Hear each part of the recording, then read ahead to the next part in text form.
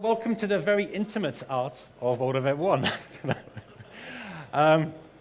My name is Martin, as you might have met me earlier, aka Mod Wellfish, and I am in the very privileged position to be art director for RuneScape and working with some of the leads over here. Say hello. Hello. Yeah, see, they got a clap. Thank you. Okay, so we're going to try and run through you this afternoon, how we get from a simple design document to the final kind of in-game asset and all the kind of little niggly bits in between. Hopefully take about 30-40 minutes with time for Q&A at the end. So whether you're a aspiring concept artist or a seasoned 3D modeler, I'm hoping there's going to be kind of a little bit in here for everybody. So let's begin. Please click. Click. There we go. So this is the core aims document. It all starts off with this. It's normally like a single-page design document, bullet-pointed, with a couple of kind of paragraphs describing what the quest is about, the kind of the essence of the quest. And from here, the art team will extract what we think are the key visual features, homing in on about 3 or 4 kind of different bullet points. We'll grab some designers, maybe an audio guy, a couple of artists, a few concept artists, and kind of book out a meeting room for the day and start brainstorming around a few ideas. Click. But before any paint hits a digital brush, we need to start getting our reference gathering in order. Now, this can come from absolutely anywhere. It can be a film you saw last week, something from Pinterest, which is one of my favorites, the internet, obviously. A book you read, something cool you saw on the way to work one day, took a picture with your camera phone, bring it to work, file it away. You never know what's going to come in handy. The main point is, it needs to inspire you. It needs to help you kind of, push forward your vision and what you're going to use. Let's get past that. So once that's done, we'll roll out the concept artists. And before we get modelers involved, we'll take screenshots from the game and start kind of working into the details. It's much quicker for a concept artist to actually go in there and paint directly on top of screenshots, rather than kind of spending countless hours of just messing around with geometry, putting stuff around, and wasting their time. So accompanying the paintovers, we also start to work on mood studies. These are around about kind of 2 or 3 different images that really sum up the kind of essence of a quest, and the team can really get behind. The one building here was one we used for the crater in Lumbridge. And so there's like a big kind of glowing piece in the middle, the kind of Lumbridge on fire in the background, and the team can really kind of get behind this and have an idea about where we want to go with the quest. So while this is all going on, hopefully, design have been working up their design. And we should meet in the middle and create an asset list. Now, this asset list is normally, well, depending on the quest, pretty large. For World Event 1, probably a good couple of 100 pieces. And an asset list can be like, can go from like the humblest kind of barrel to the huge kind of cliff piece. And it's basically a list of everything we need to build to make the quest. And obviously, we can't make concept art everything. With that many items, it's just not doable. So we'll group stuff together. We'll group stuff, I'm not going to stand there again. We'll group stuff together and prioritize what we need to build, really. Yeah.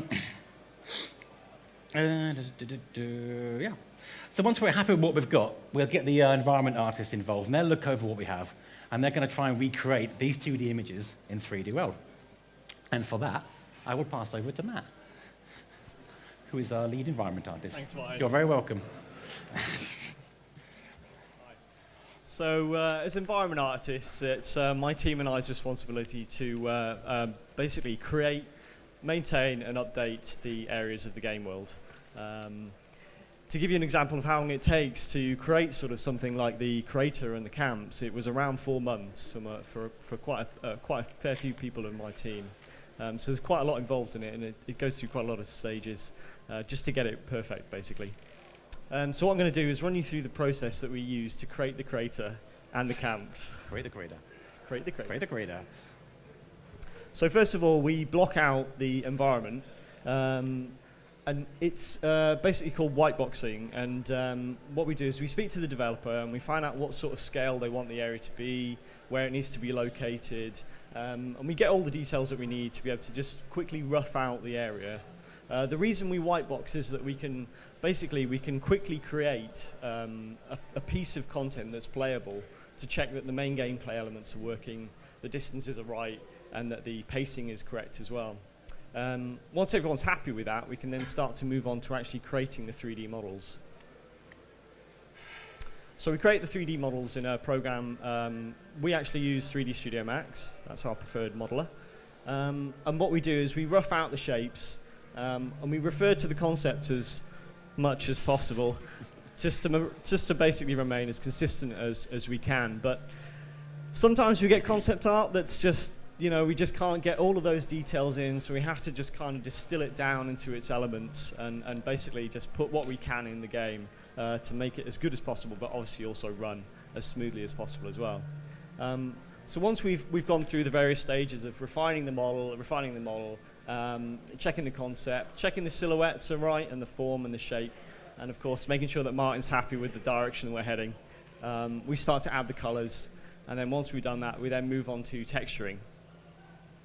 And for texturing, we will gather references, and this basically just gives us an idea of what the material is that the models are going to be made of.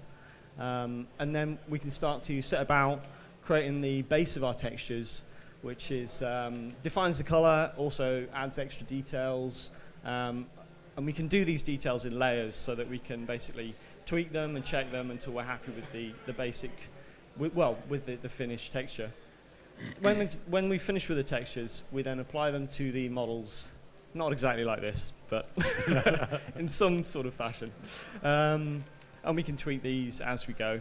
And there's various back and forth between art director and various members of the graphics team Healthy until we back get and it round. forth. Of course. Very healthy. Very healthy. Once the texturing is complete, we then move on to dressing the area. And as environment artists, we're actually also responsible for creating the scenery and the props that are put in the environment. And these are these are actually quite important because you need to make the area believable. So it has to have sort of a visual story to it. So what's happening here? What has happened here?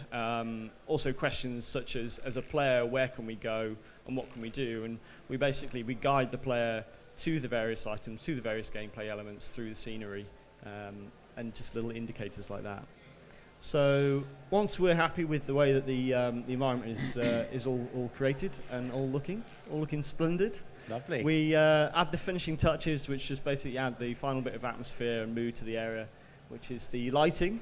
We add a skybox to make it kind of creepy, and then we'll tweak the bloom effects and the glow effects. And on that note, I'll hand you back to Martin. Well, thank you very much, Thanks Matt. very much. I seem to have your cards. No, swap you. You can have that. I can have that. There we go. It's all good. Thank you very much. That was very interesting. Learned a few things myself there. Okay, so back to concept art. So the actual life of a Jagex concept art is pretty varied. Not only do they create concept art for environments, character art, like storyboards, animation, they also have a really good go at doing some of the larger effects for the quest. Now this can be like a single kind of inspiring image of like, Lumbridge on fire and fireballs coming from the sky and people on fire. Or it can be something simple like, a few thumbnail sketches for an emote. Once we're going to finish that, we pass these things over to animation and they'll have a really good go at trying to recreate those for us. Boink. So, as you know, RuneScape is a massive game. With over 10 years worth of lore, countless quests, it makes creating any new content for us a bit of a visual minefield. With access to thousands of wiki pages, our own internal database, and our ever-expanding concept art library, you're never going to get it right first time. So, we have a secret weapon. We have this guy. Fantastic. We are Mod Osborne. He's a fantastic guy. He's a walking RuneScape encyclopedia. Any new content I create, we'll go past this guy and he'll check it if any lore issues. It's amazing the kind of things we do mess up on lore, and he's got such a keen eye. It's amazing. Nice guy as well. I like him. So when it comes to creating or updating an existing god like Zamorak or Saradomin, He'll generally either work into or create us a new bio for the character. And that gives us a really kind of good kind of first step on what we're creating. It's much better to have that than just going in completely blind and getting it wrong.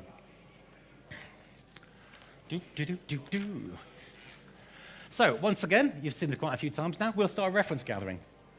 And for a new creature or god like this, we look at kind of textiles, skin type, skin tone, worldly and other kind of unworldly kind of creatures for inspiration. Once again, anything that inspires you, get going on it. And we start creating the actual final piece of concept art.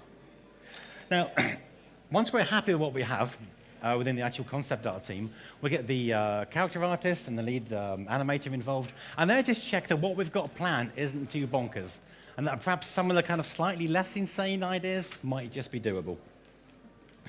Sometimes. Normally not. How are you? So once the style for that character is established, it really opens up the floodgates to create a whole new kind of family of creatures. So we have like siege pets, pests, can't say pests, thank you. Recruiters, the player kit, the list goes on, there's so many of them. But the most important thing here is that this whole family, you can tell what they are from just looking at them. There are certain visual kind of features and iconography that all matches them together. And you can tell they're from Zamorak, which is nice. So how do we get these 2D images into 3D, I hear you ask? Well, I'll pass it over to Alec, who will take you through how that is done. Over to you. Do you want that? There we go. You've got to juggle everything at once. How am I going to do this? Okay. That works. Hello.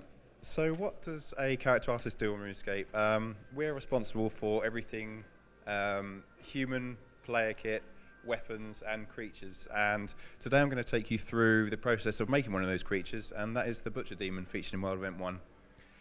So Martin comes along and plonks a bit of concept down on the desk and runs away pretty quick. And it's our job to try and interpret this and make it into a 3D model. And so before we start modeling, we have to start thinking about how we're going to tackle this. We start in our heads, start to kind of dissect each individual bit and start thinking how we're going to tackle it. Are there any issue areas that we might come across? We just sort of get the thought process going. There's a few key points which we need to think about before modeling. What is the size of the creature? This is usually determined by the content developers and the sort of project needs. So it could either be a massive boss creature that's needed, which is pretty fitting with this guy, or like a small player pet. So when we've established that, we know kind of how many polygons we want to use, which is the amount of detail that we can throw into the character. We also want to speak to the animators, that guy. They're going to be working after us and sort of taking the model that we've created, and we want to kind of really make it as efficient and usable friendly as possible for them. So they'll sort of speak to us about kind of any issues that they might be concerned with, like on the Butcher Demon, the sort of wings are a bit of a problem area, so we want to really make sure that that's working well for them. Also, we very rarely get a 360 view of our concept. We can either go to the concept artists and beg them for more concepts, which kind of rarely happens because they're extremely busy. Not going to happen. Never going to happen. No, they're nice people though. Yeah. Or we use the internet, which is abundant in reference, so it's great. So here we use like a kind of bodybuilder's back, which is kind of really in fitting with the demon's kind of physique, so we get a really great sense of like how that might look. And there's another one. Yes. So then we can start modeling, and we start off with a process called sculpting, which is basically kind of like using digital clay. It's like extremely kind of similar to traditional clay. And this allows us to model really, really quickly, get like really basic shapes extremely quickly. And we start with a sphere in this case. And it's basically a case of kind of like traditional clay again, just like molding, pushing, pulling, and concentrating on the overall form of the demon. And at this stage, we really don't want to worry about any detail. It's just sort of getting the proportions really sort of bang on. And then once we've done that, we can start to pick out other areas. We've got like the armor, for instance. We want to be able to kind of make that stand out from like the skin areas, for instance. So, and we can kind of do this really effectively, like without the use of textures or anything. We can really start to work into just the model and make it feel like a different material. And then the final stage for us with sculpting is kind of adding the sort of extra little bits of detail like teeth, defining the chest area a bit more. But for us, in particular on RuneScape, we don't really want to go into too much detail still. It is just sort of a starting point for us. And this isn't the model that you'll see in game. That's another shot. So then, after we're happy with the high poly sculpt, the sort of high detail, we need to make a low detail version. And you might be thinking, why do we need to do this? You know, we've got a really nice detailed sculpt. We're really happy with it, and it's blooming amazing. Look, we spent ages doing it. We need to make the low poly version. Basically, RuneScape is a browser-based game, and like all games, we kind of need to think about how much detail we want to put into the character against the performance. And so it really is like the amount of what was I going to say? The amount of detail. I said that already. I've had a much better word for that. It's kind of the more we want something to look wicked against like your gaming experience. And so the low poly version is it's called retopologizing, and this is basically a kind of fancy word for tracing over new geometry over our sort of high poly mesh that we've already made. And as you can see, this is what we kind of end up with, and it's a stripped down version of our character. And this is sort of getting rid of all the excess detail, but kind of keeping the overall detail that makes it the demon, so you can really get a really good silhouette of what's going on. And that's extremely important for you guys. You want to know exactly what that creature is when you see it in game. You want to know whether you can kill it or whether you need to run a million miles. At this stage also we've added a process called poly shading, which is what we use to define color and give the demon its overall color. And it's a kind of another level of also adding in details such as muscle definition and things like that. And we also use this as kind of to get kind of artificial lighting within our model, and we start kind of shading darker areas at the bottom and working our way up and up and up, which kind of gives our characters a real sense of weight and makes it feel really planted in the game world, so it's not all floaty. And so the next stage is texturing, which Matt's kind of mentioned with his environments. It's exactly the same process. And here we're sort of applying a skin texture with a highlight to the shoulder area.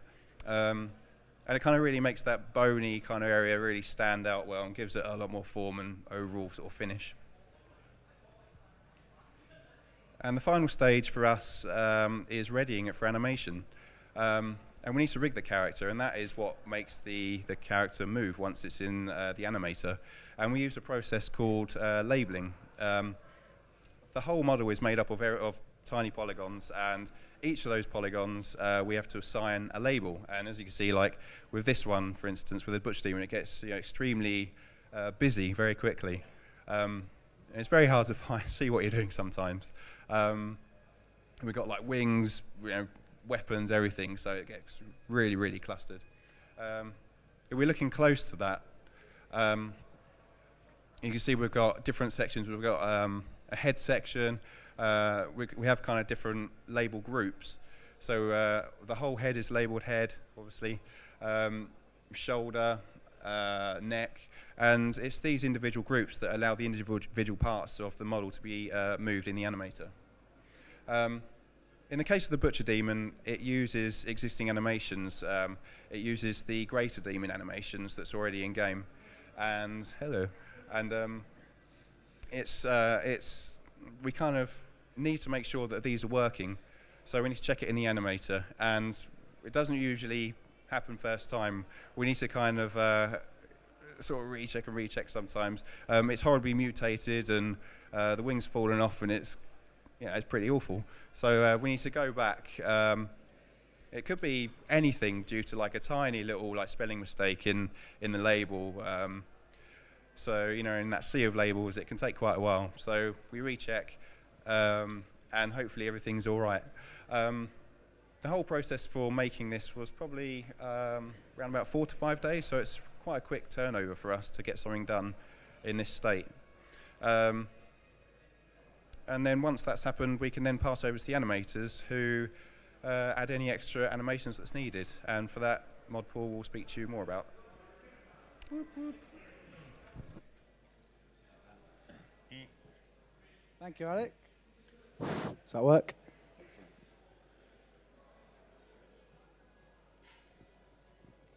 So, once we're given, in the animation team, the lovely models from Matt and Alec, we have the great job of bringing these characters and these environmental models to life.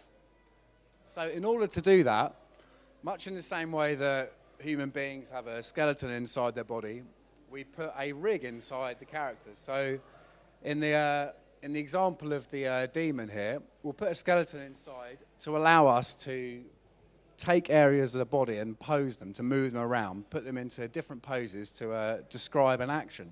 So in order to work out exactly how this creature is going to move, we need to look at reference. So we'll look on YouTube, we'll look on BBC Motion Gallery, various DVDs that we have in the studio. So basically really work out the anatomy of this creature and work out exactly how it would be able to move. The problem being, working on a fantasy game, of course, that something like a demon doesn't exist in the real world. So it's not as if we can just scoot onto YouTube and check out a demon walking down the high street in your local town. So we have to kind of work out exactly what that creature is made up of. So in the case of a demon, its legs are very similar to a goat leg. So it's this kind of reverse leg feeling. So obviously there's a big difference between the anatomy of a big demon and a goat, but it gives us a place to start. And we can look across various creatures and kind of try to piece together how that creature would act and move. But mixing the goat legs and the wings of an eagle, for example, with a demon. And it gives us a good starting point. Obviously, we're working in exactly how that's going to move from our imagination as well, but it gives us a good start. So once we come to actually animating a certain action, if we take an attack animation here as an example, what we'll do is we'll start by posing the character into what's called keyframes.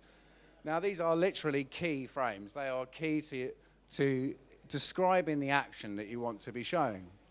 So each of these motions, which keeps playing through, and I don't have time to talk about them as they go, is describing all these key points in this action that are necessary to show you that this guy's attacking.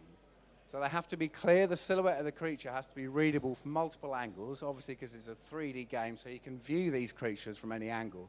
So it's really vital to get this right straight away. It's like the real groundwork. So after we've established these keyframes and we're happy that the poses that we're using are really described this action, as I say, then we can start putting in the detail. Now, this process is called tweening. So this is really where we're putting in weight, and we're putting in a kind of sense of the muscle groups that are working and a sense of inertia. And so with this guy, obviously he's got a very heavy weapon, but he's also strong. So it's quite difficult to show that he's able to really swing that sword with his strength, but the sword is still actually heavy. And this is all achieved by timing and spacing of the frames. So you're putting not only detail in to smooth out the action, but also to describe things like the wings overlapping, how there's inertia in objects, so they carry on moving once the main mass of the creature has stopped. And this is really where the art is. This is where the animators are taking those keyframes and kind of trying to hide the building blocks of how they've constructed this animation and really giving it its personality as well. So the animators and all the other artists in the team never really work in isolation. So they're creating to a certain level their work. So they're building up from basics, and then they're getting feedback from other artists to make sure that they're moving in the right direction, asking for advice about whether things can be improved. and generally just getting a second opinion on what they're making before they move too far in and produce too much very kind of time-costly work. So they go through a couple of rounds of this feedback, really refining down, as I say, to the point where they're really producing great work and not wasting anything. And only then do they start polishing up the assets. They really start going that extra mile in to really make the asset look great and really give life and feeling to that animation. So obviously in content like the World Event, there's a very strong sense of narrative. And there's a big story elements that run throughout it. And these can't really be told sufficiently well just with in-game animations. These require cutscenes. So as you know, a cutscene plays through, shows you these elements, and it's much more in kin to the way the film industry or the television industry works, in so much as you really need a proper script to work from before you start.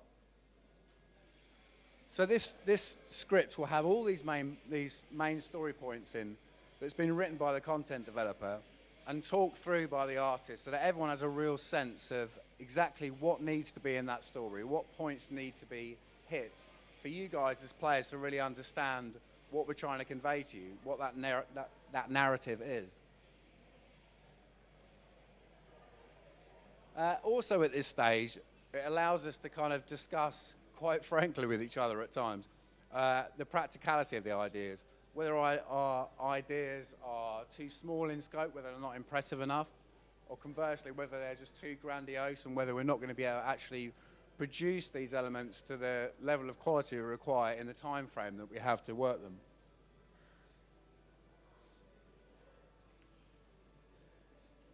So again, the use of concept art, as you've seen with the other disciplines. Concept art allows us, as we're talking through this script and presenting this script to the other developers, to really get an understanding for how these areas are going to look and how these creatures are going to look and how everything's going to really feel and hang together. It's very difficult to work with multiple people, sometimes 20 people in a room, and if you're describing this big red demon with horns, you can guarantee everyone in that room is going to imagine a big red demon with horns, but they're going to imagine a different big red demon with horns. So the use of concept art really allows people to kind of gel together and be satisfied that when you say a big red demon, we're all thinking about the same thing. So after we've all agreed on this, after many hours of discussion usually, we sign off on this so that we're all bought into the idea and we all know where we are. Now, as I say, this goes through many rounds of feedback, many iterations, and we don't always agree on things. We always agree in the end, but there can be some friction. Creative friction. Absolutely. Yeah, absolutely. It's all part of the process. Oh, yeah. So amongst this process, we also talk about camera angles. Now, obviously, in film and television, camera angles are something that we're all so used to, that we've watched television, we've watched films for so many years, that there's many subtle tricks that filmmakers use to kind of draw you into the action, little things that give you emotional clues and stuff, a lot of which are just subconscious. But we take these techniques and use them in our cutscenes to direct you, to direct your emotion and really connect you to the content we're making. Just going to get a drink of water.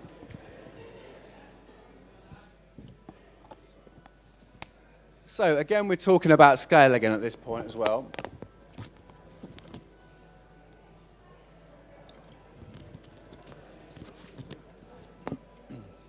So we want to make sure that we're not overstretching ourselves, that everything's still achievable.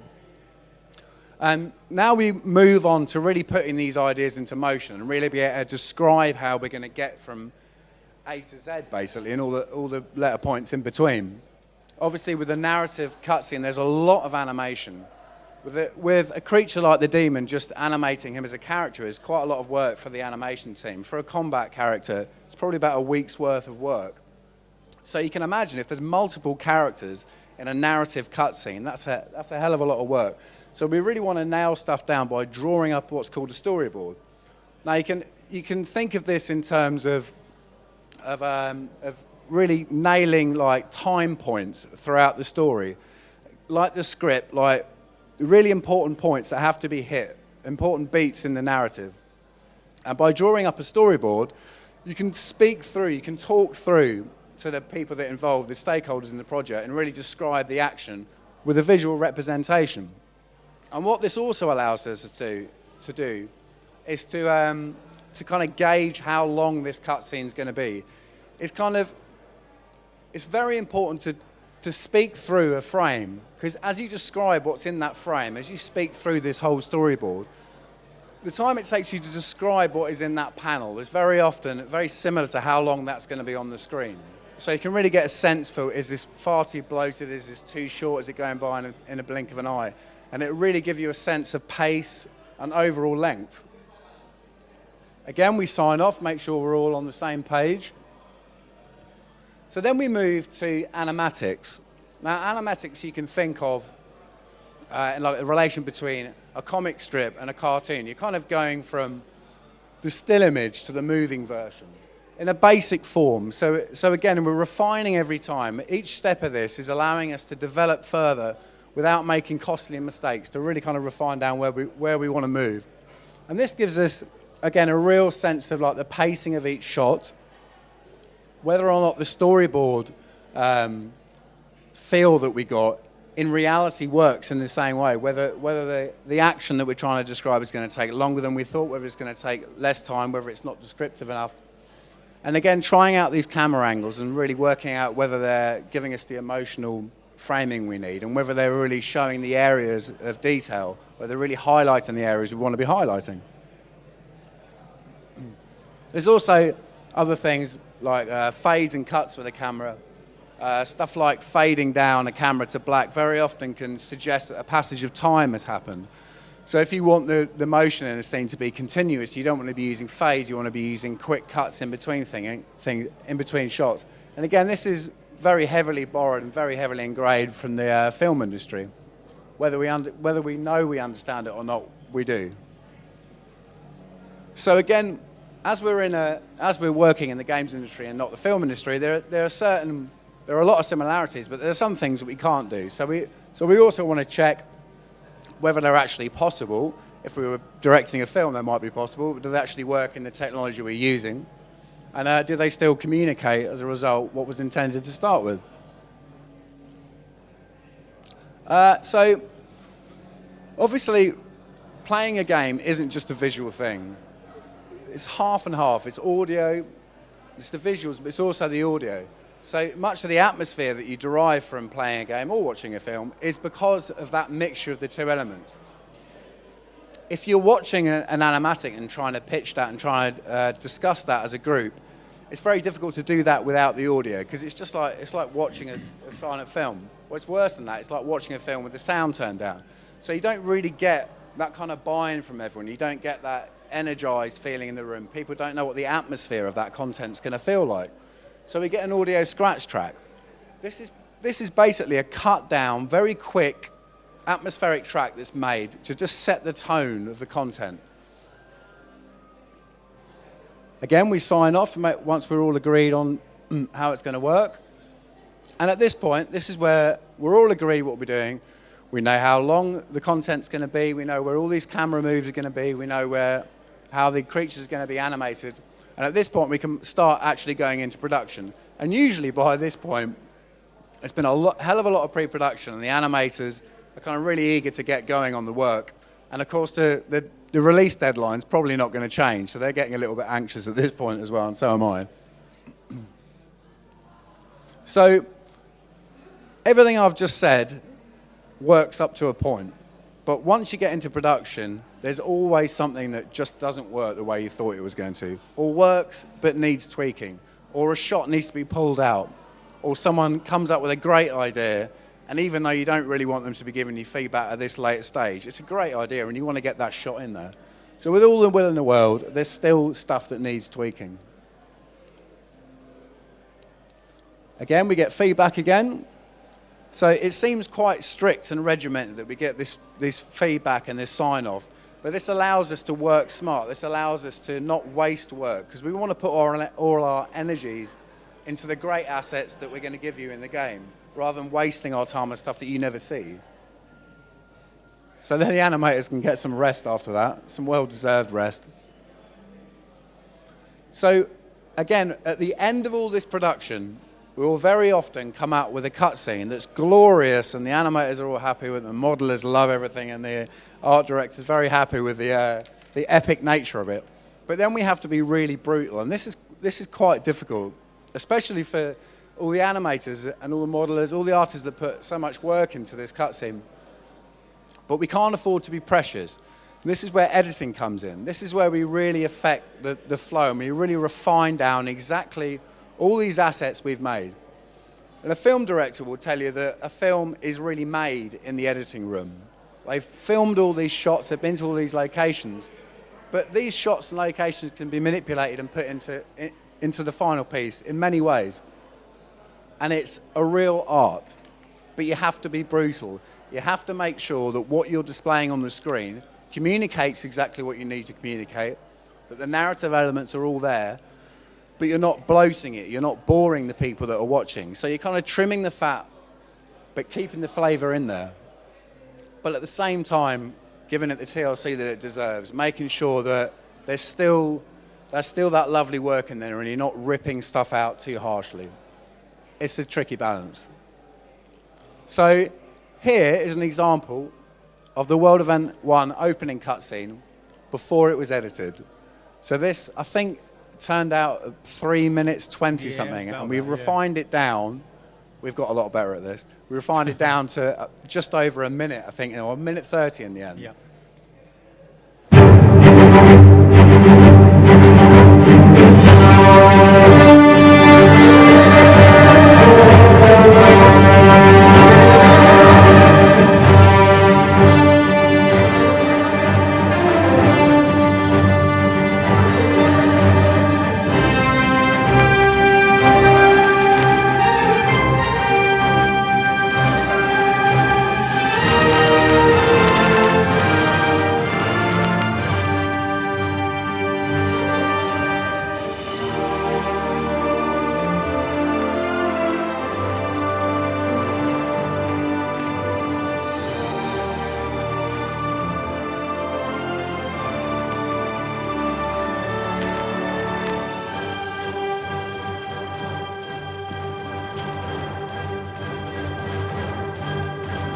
I should add, there's obviously an audio scratch track for this, but it's not going to be very interesting for you to just hear placeholder audio, so that's why Martin very kindly put this audio track on to make it a little less dull.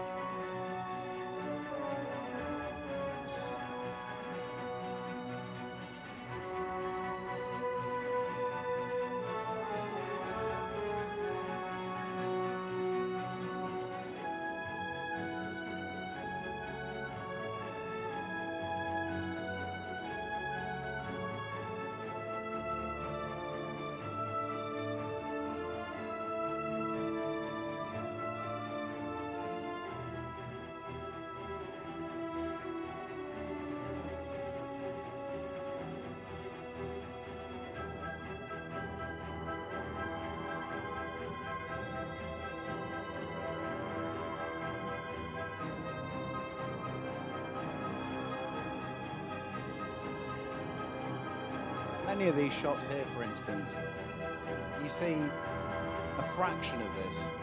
You see like 10% of this, probably.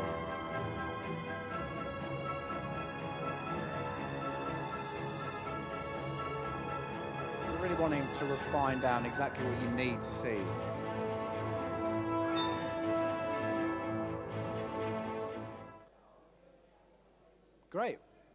Okay. Well Back done. to you, Martin. Thank you very much. Okay, well that's it. So now you know it's as simple as that. On yeah. So like we got a bit of time. Says the floor manager. We got 2 minutes. Lovely. Okay. So we've got a bit of time for a few questions, hopefully, and we'll try and answer them as best we can. Do you not feel like a bit disheartened when you spend hours upon hours making such a great video like that, and then you have to scrap two-thirds of it? Yeah, I mean, Yeah. I mean, it is. But actually, the end result was much better, much punchier. But it is. Yeah, I mean, go. The problem is, thank you very much. For every one of you, there will be 10, 15 people just bored clicking it after 5 seconds. And if we want to, I know it's sad. I mean, it does break your heart at times. But really, yeah, that's what I mean. You can't afford to be precious about it. We need to communicate a certain amount of information. That above all is the reason that we're making this cutscene, to really explain those narrative elements. So you have to be a bit brutal. It is heartbreaking, but the guys have got tough skin. I mean, you have to like be creating this stuff. So yes, but you kind of get used to it, and there are a lot of times where you've made this great glorious shot, and then when it's cut down, you have to kind of go, yeah, that does work a bit better actually. That is punchier. So if everyone kind of got their way, it'd be a 7-minute cutscene every time. So. And you see the same thing with films as well. You get like director's cuts of movies, which are like 4 hours longer, and maybe not quite as interesting sometimes. But yeah, anything else? Yay. The what? Sorry. What was the favorite part for each of you to, in the event to make? Favorite parts? I mean, which character, which... Zamorak. Yeah. Everyone loves bad guys. Zamorak firing stuff. Blowing stuff up, brilliant. Also with Zamorak's got a really good kind of silhouette as well, the kind of crazy horns going on and big wings, it's just a really good, everyone likes a bad guy. So I think we all like him pretty much. How about you guys? I mean, environment-wise, what was good for you? Go on, Matt. I think the best thing for the environment guys was that we got the ability to blow up a massive part of the game world, and it still persists now, which is great. And we've got plans for it in the future as well. We have I won't indeed. mention that. No, I wouldn't yet if I were you. Yeah. Okay, anything else? Anybody else? Sorry? Did you ruin entry as well? Was not me personally. Not you personally. So we have one over there. Curious about that particular cutscene. I remember when I saw it in World, I really enjoyed it, but the gods appeared quite polygony, quite low red. But the scene we just saw was much better. Was it produced? No. No, same one. That might just be the scale. They're the same models. Yeah. So the question was, when this gentleman played the content and saw the cutscene in game, they seem reduced comparative to the high levels of detail that he's seen in this cutscene. But I think it's an illusion. Well, it is an illusion because they're the same models. But thanks for the question. Okay, one more, apparently. One more. Okay, make it a good one. One more. Anybody? No, maybe not one more. You can ask one more. Okay, so that's it. Well, thank you very much. Thank you very much, Thank you very Leeds, much. for doing all this. And feel free to grab us afterwards and the party afterwards and ask us more questions or grab loads of artwork from us. We've got loads left. Thank you very much. Free stuff. Cheers, guys.